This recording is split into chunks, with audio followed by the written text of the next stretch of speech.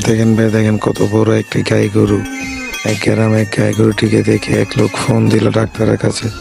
না আছে সে হেলিকপ্টার দিয়ে গাই গরুটি অ্যাম্বুলেন্সে করে নিয়ে গেল।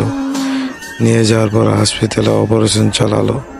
অপারেশন চালানোর পর সাকসেসফুল করলো অপারেশন। নার্সটি করার পর দুটি সুন্দর, দেখেন ভাই কি ফুটফুটে সুন্দর দুটি বাচ্চা বের হলো। ভিডিওটা লাইক ও শেয়ার করে দিবেন।